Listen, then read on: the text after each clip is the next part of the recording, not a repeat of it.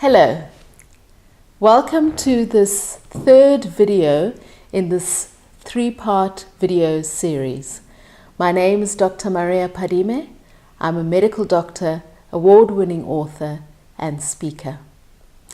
Now in this video series I've been talking about three common myths that keep professional women feeling unfulfilled and overworked.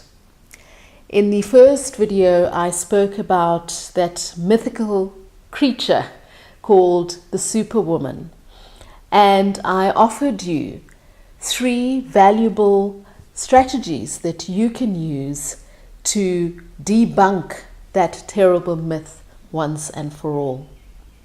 And then in the second video, I spoke about self-care, and I really emphasized in that video how critical it is that we make self-care a priority in our lives, particularly if we want to continue to do the great work that we do out there in the world.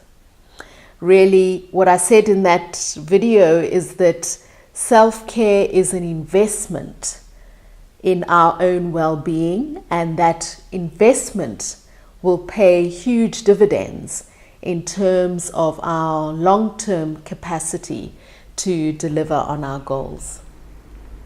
And now in this third video, I'd like to switch focus a bit. In the first two videos, I spoke primarily about the things that we do out there in the world as professional women. We start careers, we achieve great results, we shatter glass ceilings, we raise families, we look after our friends, our communities, we contribute. We do so much out there in the world. And in this video, I'd like to turn the lens inwards and look at our inner life, because ultimately that's where it all starts, from in here. So what do I mean by inner life? Well, let me answer that question with a quick exercise. So I'd like you to take a snapshot of your life as it is right now. So right now, in this moment, as you're watching this video, where are you? Are you at work, at home, on the treadmill, at the gym, watching from your smartphone? And what state are you in as you're watching? Are you happy and contented with your life? Or are you stressed out and thinking about the next thing to do after you've watched this video? Or are you going through a rough time at the moment and hoping that you will hear something in this video that will create a breakthrough for you? Now, consider that snapshot that you've taken of your outer life is really a reflection of your inner life. So consider that everything that is real for you in your outer life really reflects what is going on for you inside. Now, for many of us professional women, we're so busy doing stuff out there in the world that we don't pay enough attention to what's going on inside of us. And unfortunately, what then happens is that down the line, years down the line, we find ourselves asking, how did I get here? How did my life become what it is right now? And that's certainly how things happened with me. As a little girl, I knew that I wanted to make a difference in the world, that I wanted to do great things, that I wanted to achieve highly. And becoming a doctor was a realization of that vision that I had for myself and my life. So when I graduated from medical school, I was hugely chuffed. And I went for it. I worked very hard. I was a great doctor. I was starting to to catch the attention of my superiors, and opportunities were opening up for me. But I was so busy doing that I was not paying attention to who I was on the inside. And it was only later when I found myself feeling disillusioned, burned out, and when I didn't no longer recognize the person I was becoming, it was then that I realized that I had not paid enough attention to what was going on inside of me. And it was at that point that I then made that very difficult decision, and I walked away from clinical practice. Now, I know that my story isn't unique, because I have conversations with professional women all the time who tell me very similar stories. They speak about how they've made so much happen in their own lives. They've got the shiny objects, the accolades, the achievements, the certificates, and so on. But still they feel as if something's missing. Now, that feeling of something missing is an indication that you've drifted far from who you really are. Now, there is good news, and the good news is that it is possible, having drifted, to come back to center, to get back to who you really are.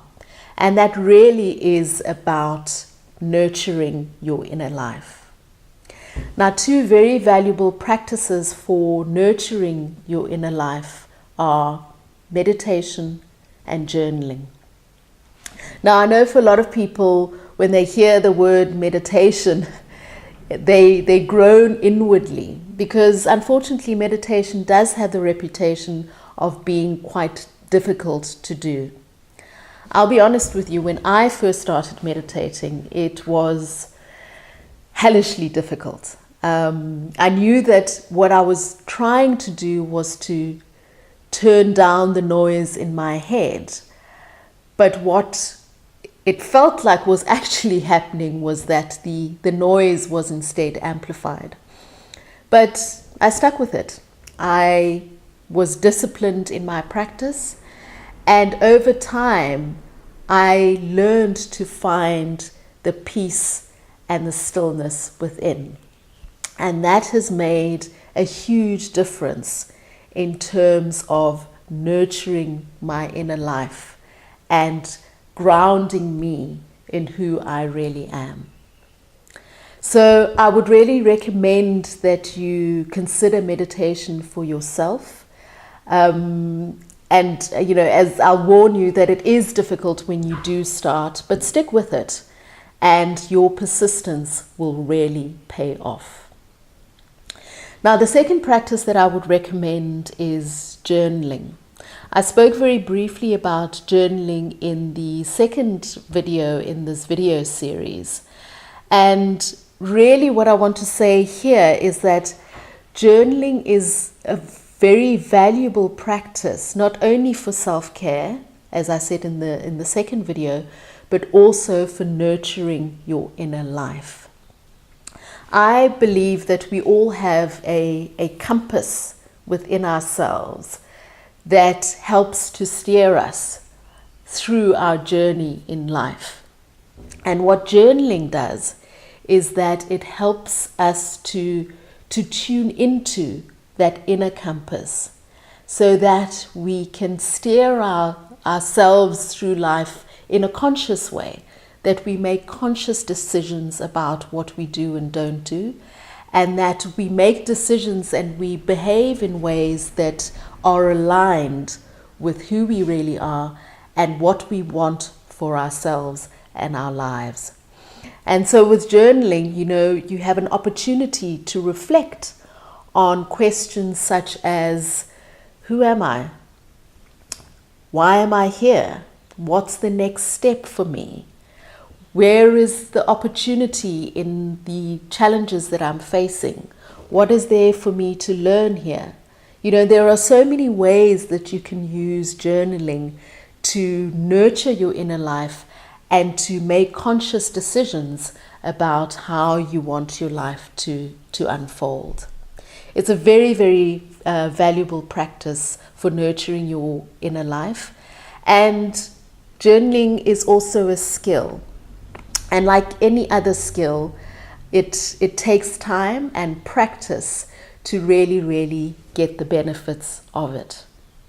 In a few days' time, I will send you an email with an offer to join me on an online course that I will be offering to really establish a journaling practice so that you too can learn to tap into the wisdom within you.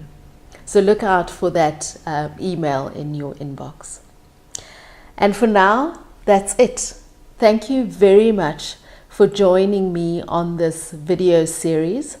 I hope that it's been valuable for you. It's certainly been wonderful for me to offer it to you. That's it for now. I'd love to hear from you, so please feel free to leave your comments below this video.